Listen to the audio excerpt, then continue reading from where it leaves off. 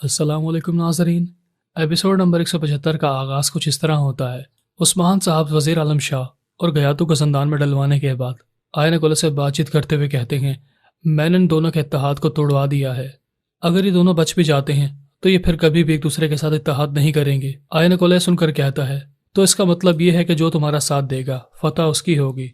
कोशिश ये सुनकर आयन कोला पर तंज करते हुए कहता है, तुम तो फतह के बारे में बात मत करो क्योंकि मुझे तुम्हारी फतह पर हमेशा ऐसा शक रहा है। आयन कोला ये सुनकर कहता है, अगर तुम जंग के बारे में बात करते हो तो मैं जंग को अच्छे तरीके से लड़ना जानता हूँ, लेकिन इस बार फतह सिर्फ मेरी नहीं बल्कि हम सबकी है। और वैसे भी मैंने अपना एक कदम इसलिए पीछे हटाया था कि मैं अपनी पूरी ताकत के साथ अपने दुश्मनों का मुकाबला कर सकूं।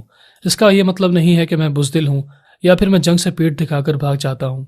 लिहाजा जो फतह उस्मान साहब ने हासिल की है उसमें मेरा भी कुछ हिस्सा है। तुम मुझे मेरी फतह से अलग नहीं कर सकते। यानी कि कोशिश आयन कोला पर तंज कर रहा होता है कि जहां तुम्हारा मफाद होता है तुम उसके पीछे भागना शुरू हो जाते हो। यानी कि पहले तुमने गयातू का साथ दिया, उसके बाद वज़ीर आलम शाह का और फिर उसके बाद उस्मान का। और जहां तक मैं तुम्हें जानता हूं, अगर उस्मान साहब तुम्हें जरा से भी हारते हुए महसूस होते तो तुम उनका साथ छोड़कर वहां से भाग जाते। यानी कि जब उस्मान साहब दुश्मनों का मुकाबला कर रहे होते हैं तो आयन कोला उस्मान साहब का साथ छोड़कर वहां से भाग जाता है। लिहाजा इसी वजह से कोशिश और गोंदोज पे आयन कोला को बेइज्जत कर रहे होते हैं कि तुम्हारी बुज़दिली की वजह से रोगातोस भी मारा गया और उसके साथ साथ हमारे बहुत से सिपाही भी शहीद हो गए। और फिर आयन कोला कोशिश की तारीफ करते हुए कहता है, मुझे बहुत खुशी हुई कि तुमने बाज़ंतीनी शहंशाह के सामने मेरी इज्जत रख ली और मेरा साथ देने के लिए तैयार हो गए, क्योंकि बाज़ंतीनी शहंशाह कभी भी इस बात पर राज़ी ना होता कि उसके बाज़ंतीनी गवर्नर्स आपस में इख्तलाफात रखते हैं।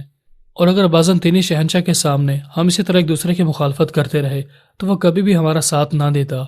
और अब तो वैसे भी सबसे ज़्यादा ताकतवर हम में उस्मान ही है और हमें ना चाहते हुए भी उस्मान का साथ देना होगा और बाज़ंतीनी शहंशाह के हुक्म के मुताबिक उस्मान की बातों को मानना होगा। बिलाखिर उस्मान साहब आयन कोला की बातें सुनने के बाद आयन कोला से कहते हैं, तुम बाज़ंतीनी शहंशाह तक यह पैगाम पहुंचा दो कि मैंने वज़ीर आलम शाह और गयातू से छुटकारा हासिल कर लिया है और अब उसे मंगोलों की तरफ से मजीद परेशान होने की ज़रूरत नहीं है।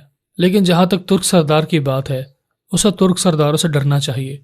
यानी कि उस्मान साहब अपने मुतालिक बात कर रहे होते हैं कि अगर उस्मान साहब ने गयातू को पकड़कर बाज़ंतीनी शहंशाह की मदद की है तो बाज़ंतीनी शहंशाह को ये कभी नहीं सोचना चाहिए कि उसने उस्मान से छुटकारा हासिल कर लिया है और अब बाज़ंतीनियों और तुर्कों के दरमियान सुलह हो चुकी है, क्योंकि बाज़ंतीनियों और तुर्कों के दरमियान सुलह सिर्फ वक्ती तौर पर होती है और वो भी मंगोलों को उनकी सरजमीन से बाहर निकाल फेंकने के लिए।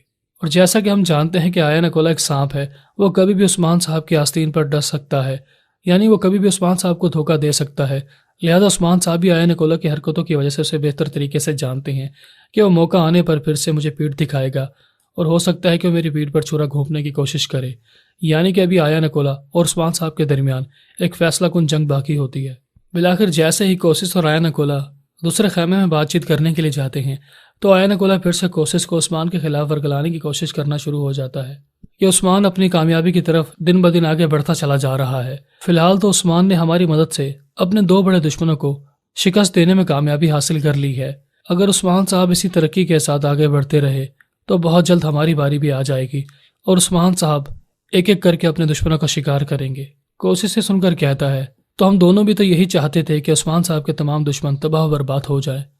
यानी कि मैं तो उस्मान का दोस्त हूँ, दुश्मन नहीं। तुम्हारे इस बारे में क्या ख्याल है? क्या तुम उस्मान के दुश्मन हो या फिर दोस्त? आयन कोला सुनकर कहता है, मैं ये नहीं जानता कि मैं उस्मान का दुश्मन हूँ या फिर दोस्त, लेकिन मैं इतना जानता हूँ कि उस्मान ने एक एक करके अपने दुश्मनों का शिकार किया है और अगर कल को उस्मान और हमारा आमना सामना हो जाता है तो वो हमारा दुश्मन बनेगा और हमें भी ख़त्म करने की कोशिश करेगा। उसने हमारा इस्तेमाल किया और अपने बड़े दुश्मनों को जहन्नुम हासिल कर दिया। कोशिश खामोशी से आयन कोला की बातें सुन रहा होता है और वो आयन कोला की अकल पर हैरान होकर मुस्कुरा रहा होता है। और फिर आयन कोला कोशिश को उस्मान के खिलाफ मजीद वर्गलाते हुए कहता है कि कल हमारे किलों की बारी है, वो हमें जिंदा नहीं छोड़ेगा। अभी तो तुम्हारा किला तुम्हारे हाथ में है, लिहाजा तुम उस्मान साहब के दुश्मन नहीं बल्कि दोस्त हो और तुम इस खतरे को महसूस नहीं कर सकते जिसे मैं महसूस कर सकता हूँ। बिलाखिर जैसे आयन कोला अपनी बातें मुकम्मल करता है तो कोशिश अपने हाथ में सेब को थामते हुए मुस्कुराकर कहता है, अगर मैं उस्मान को जाकर तुम्हारी तमाम सच्चाई बता दूं कि तुम उस्मान के पीठ पीछे किस किस्म की बातें करते हो तो वो तुम्हारा कत्ल कर डालेगा और तुम्हें मरते हुए देखकर मुझे बहुत ज़्यादा खुशी हासिल होगी। और सिर्फ इतना ही नहीं बल्कि मेरी इंतकाम की आग भी ठंडी हो जाएगी اور اس طرح میں عثمان کا مزید وفادار ساتھی بن جاؤں گا اور تمہیں مروانے کے ساتھ ساتھ میں اپنے قلعے کو بچانے میں بھی کامیاب ہو جاؤں گا۔ یعنی کہ ایک تیر سے دو نشانے۔ یہ سنتے ہی آیا نکولا کی بولتی بند ہو جاتی ہے اور وہ سمجھ جاتا ہے کہ کوشش کبھی بھی عثمان کی مخالفت نہیں کرے گا۔ دوسری طرف عثمان صاحب گیاتو سے ملاقات کرنے کے لیے زندان میں پہنچ جاتے ہیں اور وہ گیاتو سے کہتے ہیں مجھے بتاؤ گیاتو۔ گیاتو مسکرا کر کہتا ہے تم مجھ سے کیا پوچھنا چاہتے ہو؟ یہی کہ میں تمہیں کیسے ماروں گا؟ عثمان صاحب یہ سن کر کہتے ہیں میں تمہارا یہ ڈائلاگ کئی بار سن چکا ہوں کہ تم مجھے مارنا چاہتے ہو وغیرہ وغیرہ، لیکن فی الحال میں اپنی موت کے بارے میں جاننے کے لیے نہیں آیا، میں آرغن خان کے بارے میں جاننے کے لیے آیا ہوں۔ گیاتو یہ سن کر کہتا ہے اگر تم آرغن خان کے متعلق جاننا چاہتے ہو تو میں تمہیں بتا دوں کہ جیسے ہی اسے معلوم ہوگا کہ تم نے میرا قتل کر ڈالا ہے تو وہ تمہیں زندہ نہیں چھوڑے گا۔ تم اس چھوٹے سے ٹکڑے کو بچانے کی خاطر بہت سے ترک قبیلے کی جان کو خطرے میں ڈال چکے ہو۔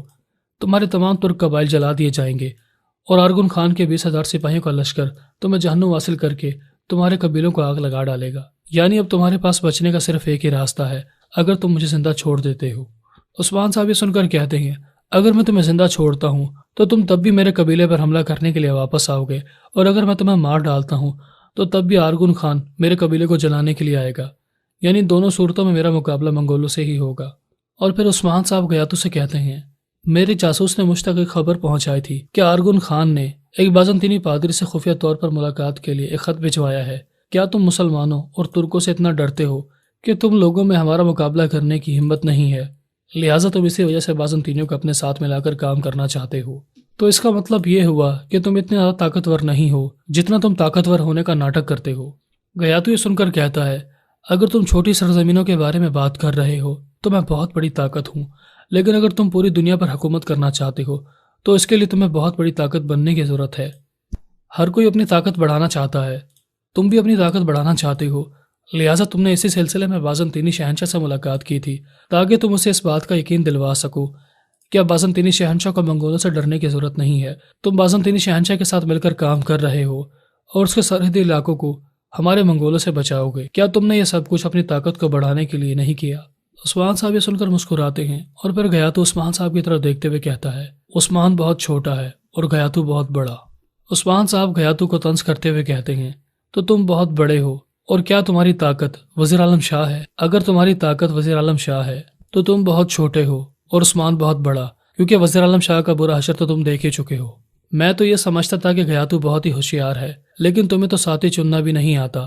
تم نے اس بار ایک مغرور ساتھی کا انتخاب کیا ہے جو ہماری سرزمینوں پر صرف اکیلے ہی حکومت کرنے کے خواب دیکھ رہا تھا۔ تم یہ سمجھتے رہے کہ تم نے وزیر اعظم شاہ کو استعمال کیا ہے، لیکن اصل میں وزیر اعظم شاہ تمہیں استعمال کرنے کی کوشش کر رہا تھا۔ بالآخر گیاتو کو اپنی غلطی کا احساس ہو جاتا ہے اور وہ کہتا ہے وزیر اعظم شاہ چھوٹا ہے اور اس کا دماغ بھی اس کی طرح چھوٹا ہے۔ اور پھر گیاتو اپنے طاقت کے نشے میں آ کر کہتا ہے میں وزیر اعظم شاہ کو مار ڈالوں گا اور اس کے بعد پھر تمہاری باری ہے، اور جلدی تم جان جاؤ گے کہ گیاتو کی اصلی طاقت کیا ہے، کیونکہ میں تمہارے زندان کو توڑ کر یہاں سے فرار ہو جاؤں گا۔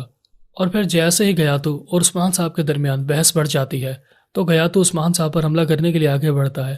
عثمان صاحب گیاتو کی ہتھکڑیوں کو پکڑتے ہوئے کہتے ہیں ایک کتا کبھی بھی بھیڑیے کو نہیں کاٹ سکتا۔ ناظرین، ایپیسوڈ نمبر 175 کا اختتام ہوا۔ ملتے اپنے لاسٹ ایپیسوڈ کے ساتھ، تب تک اپنا خیال رکھیے گا۔ اللہ حافظ۔